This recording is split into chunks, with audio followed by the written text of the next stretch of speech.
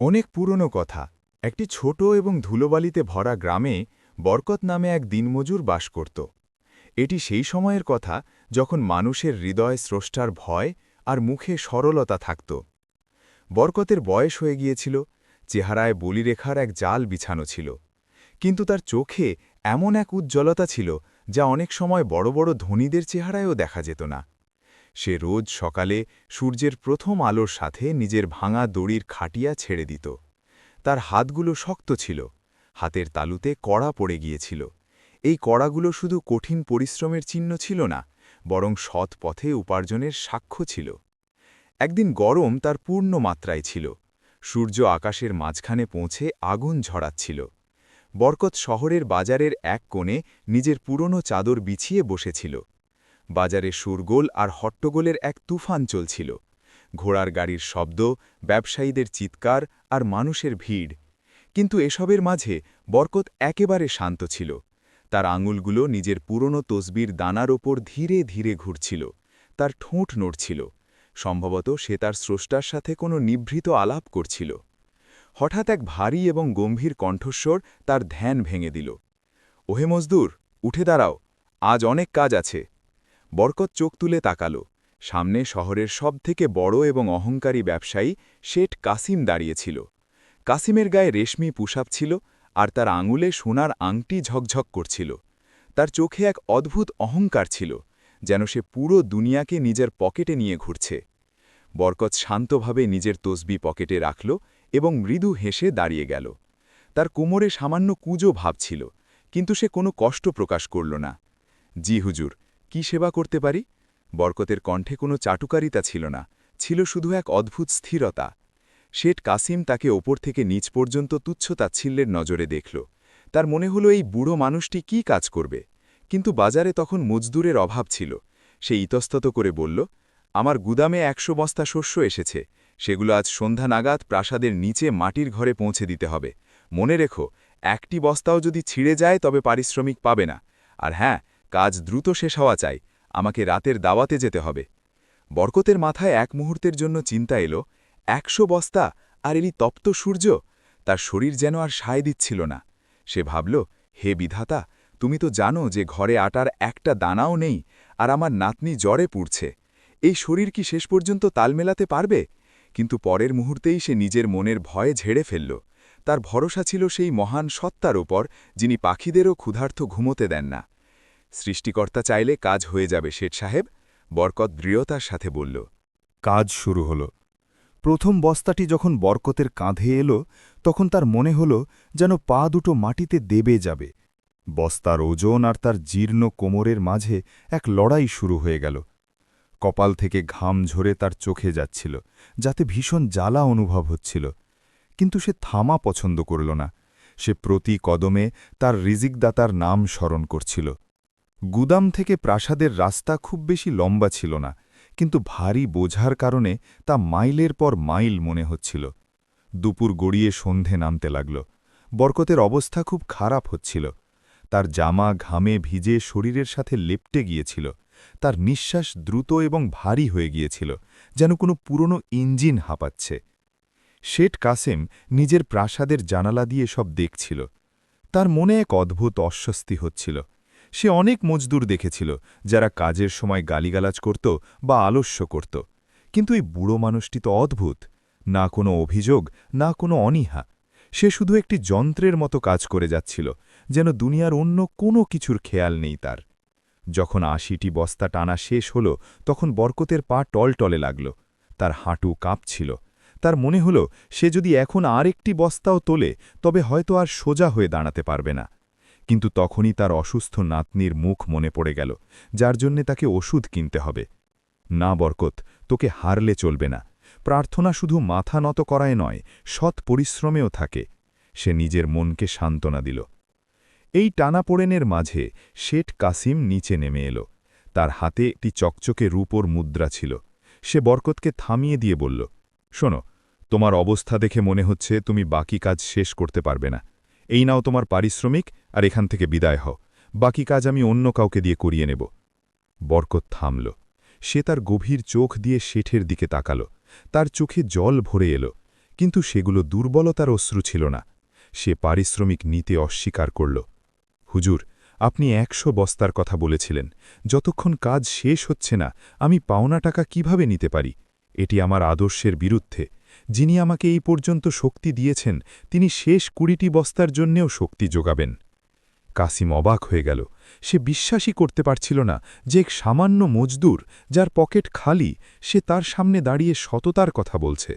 শেঠের মনে হল বরকতের দারিদ্র্য তার বিত্তশালী হওয়ার অহংকারের উপর এক জোরালো আঘাত করেছে। সূর্য তখন প্রায় ডুবে গিয়েছিল। আকাশে লাল আর কমলা রঙের আভা ছড়িয়ে গিয়েছিল। বরকত শেষ ২০টি বস্তাও তোলা শুরু করল। এখন সে প্রতি বস্তার সাথে টাল খাচ্ছিল আর আবার নিজেকে সামলে নিচ্ছিল। তার পা দিয়ে রক্ত ঝরছিল, কারণ তার ছেঁড়া চটি জোড়া পথেই কোথাও নষ্ট হয়ে গিয়েছিল। কিন্তু তার সংকল্প পাহাড়ের থেকেও মজবুত ছিল। যখন শেষ বস্তাটি রাখা হল তখন বরকত সেখানেই মাটিতে লুটিয়ে পড়ল। তার শরীর পুরোপুরি ভেঙে পড়েছিল, কিন্তু তার মুখে এমন এক তৃপ্তির হাসি ছিল যেমনটা কোনো যুদ্ধজয়ী সৈনিকের মুখে থাকে। শেঠ কাসিম কাছে এলো। সে বরকতের হাত ধরল এবং তাকে সাহায্য করে দাঁড় করাল। আজ প্রথমবার তার সেই ধুলো মাখা আর ঘামে ভেজা হাতের প্রতি ঘৃণা হল না। সে অনুভব করল যে আসল সমৃদ্ধি পোশাকে নয়, বরং চরিত্রের দৃঢ়তায় থাকে। এই নাও তোমার পারিশ্রমিক। কাসিমের কণ্ঠ এখন নরম হয়ে গিয়েছিল, কিন্তু বরকত শুধু একটি মুদ্রা তুলে নিল এবং বাকিগুলো ফিরিয়ে দিল। ধন্যবাদ শেঠ সাহেব, কিন্তু আমার শুধু নিজের পরিশ্রমের অধিকারটুকুই চাই। বেশি নেওয়া আমার বিবেকের ওপর বোঝা হয়ে যাবে। জীবনের বরকত বা সমৃদ্ধি সম্পদে নয়, স্রষ্টার সন্তুষ্টিতে থাকে। এটুকু বলে বরকত নিজের পুরনো চাদর তুলে নিয়ে অন্ধকারে মিলিয়ে গেল। কাসিম সেখানেই দাঁড়িয়ে তাকে দেখতে লাগল। তার মনে হল আজ সেই মজদুর নয়, বরং সে নিজে হেরে গিয়েছে। সেদিন রাতে বরকত তো শান্তিতে ঘুমাল, কিন্তু শেঠ কাসিমের চোখ থেকে ঘুম কেড়ে নিয়েছিল তার নিজের চিন্তা। সে এটি ভাবতে বাধ্য হল যে আসলে সেই শক্তিটি কি, যা একজন মানুষকে এত নির্ভীক আর নির্লোভ করে দেয়। রাতের শেষ প্রহর ছিল। বরকত যখন নিজের ভাঙা কুঁড়েঘরে পৌঁছাল, তখন চারপাশ এত নিস্তব্ধ ছিল যে তার নিজের নিঃশ্বাসের শব্দ কোনো হাতুড়ির পিটুনির মতো শোনা যাচ্ছিল। কুঁড়েঘরের কোণে তার নাতনি জোয়া একটি পুরনো কাঁথায় জড়ানো ছিল। তার শরীর জ্বরে আগুনের মতো পুড়ছিল। বরকত কাঁপা হাতে নিজের পকেট থেকে সেই একটি রূপোর মুদ্রা বের করল। সেই মুদ্রার উজ্জ্বলতায় সে নিজের নাতনির জীবন দেখতে পাচ্ছিল। কিন্তু ক্লান্তির এমন দশা ছিল যে মাটিতে বসা মাত্রই সে টের পেল না কখন তার তন্দ্রা এসে গেল। পরদিন সকালে যখন ভোরের আজান দিল, তখন বরকতের ঘুম ভাঙল। সে নাতনির কপালে হাত রাখল। জ্বর এখনও কমেনি। সবই ওপরওয়ালার ইচ্ছা। সে নিজে নিজেই বিড়বিড় করে অজু করল আর প্রার্থনার জন্য বেরিয়ে গেল। প্রার্থনা শেষ করে সে সরাসরি চিকিৎসকের দোকানে পৌঁছাল। সে সেই রূপোর মুদ্রাটি চিকিৎসকের টেবিলে রাখল এবং নাতনির জন্য ওষুধ নিল। সেই মুদ্রাটি তার সারা দিনের হাড়ভাঙা খাটুনির ফল ছিল, কিন্তু সেটি ব্যয় করার সময় তার মুখে সামান্য মন খারাপের চিহ্নও ছিল না। সে খুশি ছিল যে আজ তার পরিশ্রম তার নাতনির কাজে আসবে। কিন্তু শহরের অন্য প্রান্তে শেঠ কাসিমের প্রাসাদে হইচই পড়ে গিয়েছিল। শেঠ কাসিম নিজের বৈঠকখানায় পাগলের মতো পায়চারি করছিল। তার মুখ রাগে লাল হয়ে গিয়েছিল আর কপালে ঘামের ফোঁটা জমছিল। কাল রাতে যখন সে নিজের দামি হীরের হারটি খুঁজতে গেল, তখন দেখল সেটি নেই। সেই হারটি তার পূর্বপুরুষের সম্পত্তির সবথেকে মূল্যবান অংশ ছিল। সে পুরো প্রাসাদ তোলপাড় করে ফেলল। চাকরদের বকাঝকা করা হলো, সিন্দুকগুলো খালি করা হলো, কিন্তু হারের কোথাও হদিশ মিলল না। হঠাৎ তার বরকতের কথা মনে পড়ল। সেই বুড়ো মজদুর যে কাল গুদামের নিচতলায় বস্তা রাখছিল। কাসিমের চোখে এক অদ্ভুত আভা এল, তবে সেই আভা ছিল সন্দেহ আর অবিশ্বাসের। সে নিজের ব্যবস্থাপককে ডাকল এবং চিৎকার করে বলল, ওই মজদুর ছাড়া ওখানে কেউ যায়নি। সে নিজের ভালো মানুষের ভান করছিল যাতে আমার মনোযোগ অন্যদিকে সরাতে পারে। ওই বুড়োই আমার হার চুরি করেছে।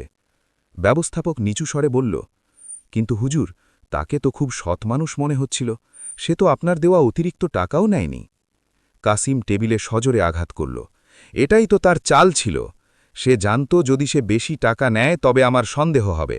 যাও, এখনই রক্ষীদের নিয়ে তার বাড়িতে যাও। আমার হার আমার চাই চাই। ওদিকে বরকত ওষুধ নিয়ে নিজের কুঁড়েঘরের সামনে পৌঁছতেই ধুলো উড়িয়ে ঘোড়ার পায়ের শব্দ শোনা গেল। গ্রামের মানুষ নিজেদের ঘর থেকে বাইরে বেরিয়ে এলো। শহরের রক্ষীরা বরকতের ছোট কুড়েঘরটিকে চারপাশ থেকে ঘিরে ফেলল। বরকতের বুক কাঁপতে লাগল। তার হাতে ওষুধের ছোট পোঁটলাটি ছরথর করে কাঁপছিল। প্রভু, এটি কিসের পরীক্ষা? সে মনে মনে প্রার্থনা জানাল। রক্ষীদের পেছন পেছন শেঠ কাসিম নিজের দামি পালকি থেকে নামল। তার চোখে যেন আগুন ঝরছিল। সে কিছু না জিজ্ঞেস করেই বরকতের গলার কাপড় ধরল এবং তাকে ঝাঁকুনি দিয়ে বলল, বল বুড়ো, কোথায় লুকিয়েছিস আমার হার? তোর সাহস কি করে হলো আমার প্রাসাদে চুরি করার? বরকত যেন আকাশ থেকে পড়ল। হার? কেমন হার শেঠ সাহেব? আমি তো এক সামান্য মজদুর। আপনার হারের খবর আমি কি জানব? তার কণ্ঠে কোনো ভয় ছিল না, ছিল শুধু এক বুক ভরা অবাক হওয়া আর সত্যের দৃঢ়তা। মিথ্যে বলবি না, তুই কাল নিচতলায় কাজ করছিলি, তল্লাশি না ওর ভরে। কাসিম গর্জেন্ঠে আদেশ দিল।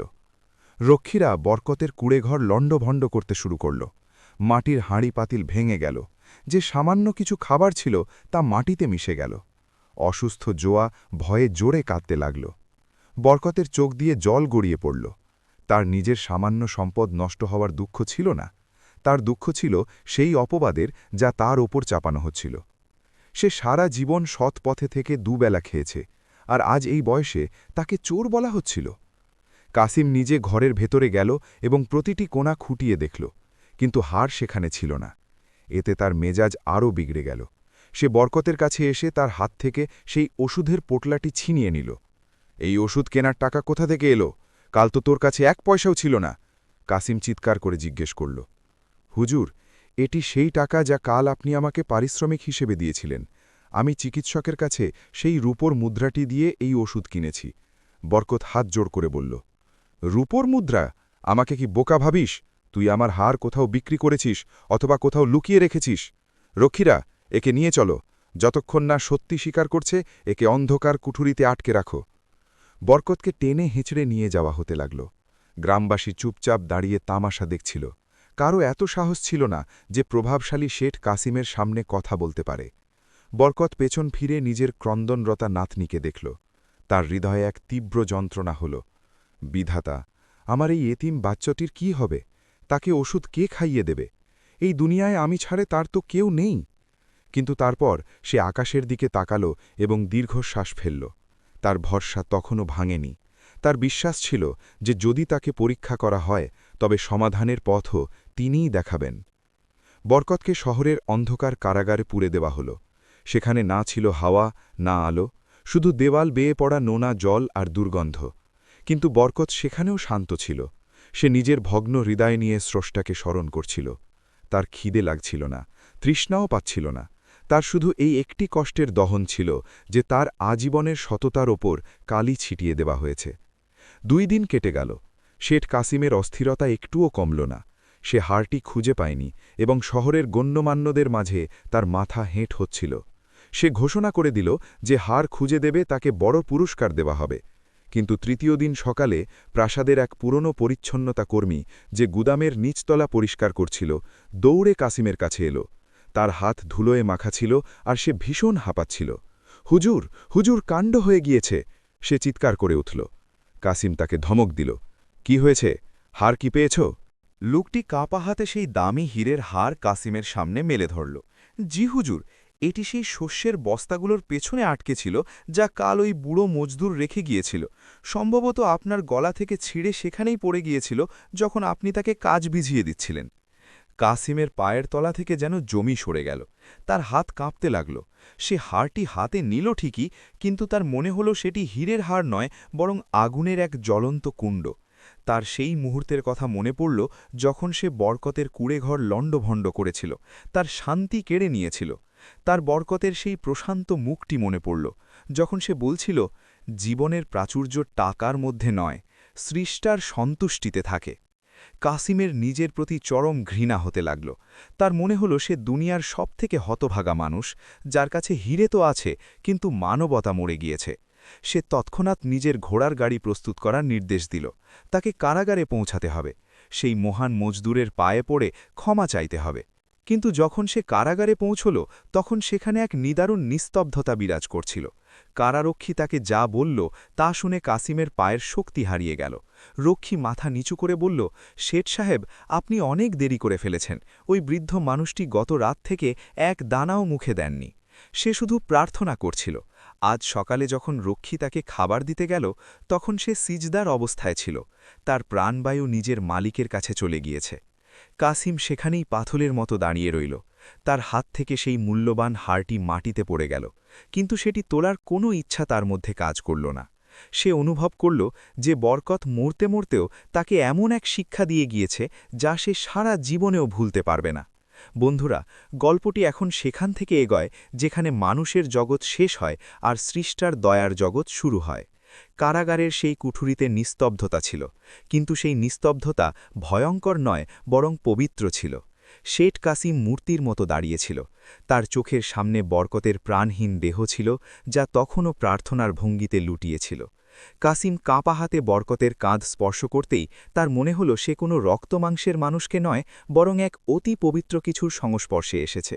বরকতের চেহারা একদম শান্ত ছিল, যেন কোনো ক্লান্ত পথচারী নিজের দীর্ঘ পথ চলার পর খুব গভীর আর মিষ্টি ঘুমে তলিয়ে গিয়েছে। তার চেহারায় এমন এক উজ্জ্বলতা ছিল যা দুনিয়ার কোনো ধনদৌলত দিয়ে কেনা অসম্ভব। শেঠ কাসিমের চোখ থেকে অশ্রু এমনভাবে ঝরতে লাগল যেন কোনো বড় বাঁধ ভেঙে গিয়েছে। তার মনে পড়ল কিভাবে সে এই দরবেশ মানুষটির ওপর অপবাদ দিয়েছিল, কিভাবে তার চরিত্রের ওপর সন্দেহ করেছিল। হায়, আমি কি করে ফেললাম? আমি একজন খাঁটি মানুষের হৃদয় চূর্ণ করেছি। কাসিম সেখানেই মাটিতে বসে নিজের মাথা চেপে ধরল। জেলের দেয়াল তার কান্নায় গুমড়ে উঠছিল। তার সেই হাড়ের কথা মনে পড়ল, যা এখন মাটিতে পড়ে আছে। সেই হাড় যাকে সে জীবনের সবথেকে বড় গৌরব মনে করত। কিন্তু আজ সে বুঝতে পারল যে আসল হীরে সেটি নয় যা পাথর দিয়ে খোদাই করা, বরং সেটিই আসল যা মানুষের সৎ গুণাবলী থেকে বিচ্ছুরিত হয়। বরকতের শেষ যাত্রা যখন কারাগার থেকে শুরু হল, তখন এক বিরল দৃশ্য দেখা গেল। শহরের প্রতিটি মজদুর, প্রতিটি অসহায় মানুষ, এমনকি সেই সব ধনাঢ্য ব্যক্তিরাও যারা বরকতকে কখনো দেখেনি, তারা সবাই সেই যাত্রায় শরিক হল। কাসিম নিজে খালি পায়ে তার কাঁধ দিয়ে সেই দেহ বহন করছিল। তার রেশমি পোশাক ধুলোয় ধূসর হয়ে গিয়েছিল। তার আঙুলের আংটিগুলো কোথাও পড়ে গিয়েছিল, কিন্তু তার কোনো খেয়াল ছিল না। সে শুধু কাঁদছিল আর ক্ষমা চাচ্ছিল। তার মনে হচ্ছিল সে বরকতের জানাজা বইছে না, বরং নিজের পাপের বোঝা বহন করছে। পুরো পথে এক অদ্ভুত নির্মল সুগন্ধ ছড়িয়েছিল, এমন সুগন্ধ যা কোনো দামি সুগন্ধির নয়, বরং বরকতের সারা জীবনের সৎ রোজগার আর পবিত্রতার সাক্ষ্য দিচ্ছিল। বরকতকে তার নিজের গ্রামের মাটিতেই সমাধিস্থ করা হল। যখন মাটি দেওয়া হচ্ছিল, তখন প্রতিটি মানুষের চোখ ভিজেছিল। মাটি দেওয়ার পর কাসিম সেখানেই মাটির পাশে বসে পড়ল। তার এখন নিজের প্রাসাদের বিলাসিতার কথা মনে পড়ছিল না। তার মনে পড়ছিল বরকতের সেই অসুস্থ নাতনি জোয়ার কথা। সেই অসহায় শিশুটির এখন কি হবে?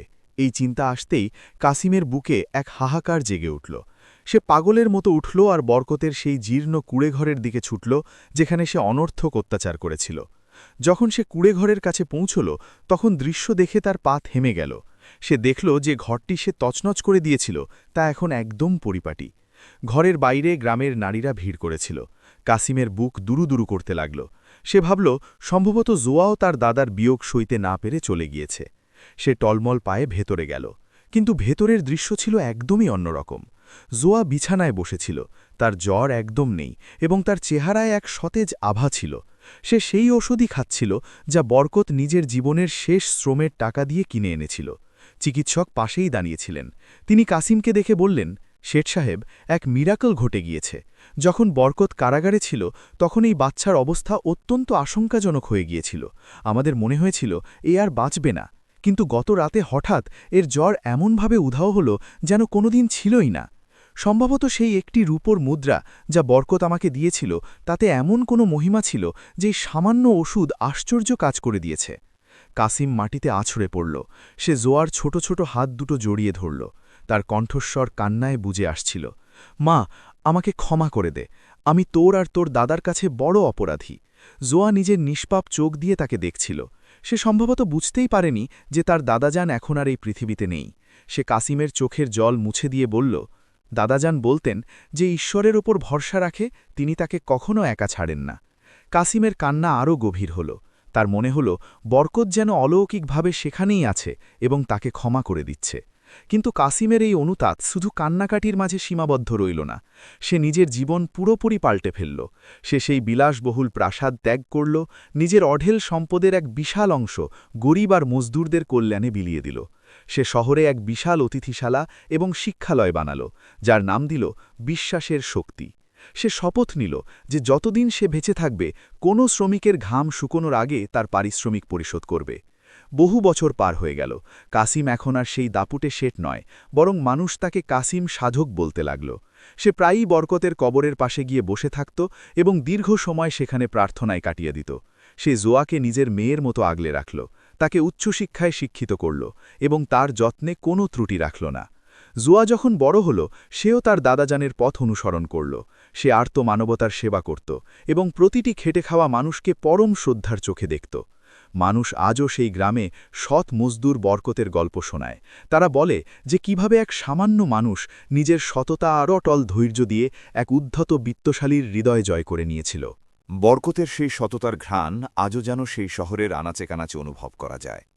সত্য তো এই যে পৃথিবীর আসল জৌলুস প্রাসাদের দেয়ালের ভেতরে নয়, বরং সেই সব হাতে আছে যা পরিশ্রমে কঠিন হয়ে গিয়েছে, কিন্তু যাদের হৃদয় একদম স্বচ্ছ ও নির্মল। আপনারা আমাদের এই গল্প কোথা থেকে শুনছেন? নিজের দেশ ও শহরের নাম মন্তব্য করে অবশ্যই জানাবেন।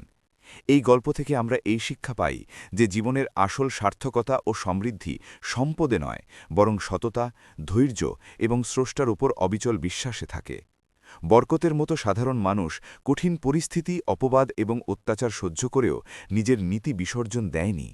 সে সৎপথে উপার্জন, কঠিন পরিশ্রম আর সত্যবাদিতাকেই জীবনের একমাত্র লক্ষ্য মনে করেছে। অন্যদিকে শেঠ কাসিমের কাছে অঢেল সম্পদ থাকলেও মনে শান্তি ছিল না। এই গল্প আমাদের শেখায় যে সুবিবেকের সম্পদই সব থেকে বড় সম্পদ, এবং যে ব্যক্তি স্রষ্টার উপর বিশ্বাস রাখে সে কখনো একাকী হয় না। সততা শেষ পর্যন্ত মানুষের মন বদলে দিতে পারে। যদি আপনাদের আমাদের এই গল্পটি ভালো লেগে থাকে তবে ভিডিওটি লাইক করুন, সবার সাথে ভাগ করে নিন এবং আপনাদের মূল্যবান মতামত লিখে জানান। আর আমাদের ইউটিউব চ্যানেল সাবস্ক্রাইব করতে ভুলবেন না। ধন্যবাদ।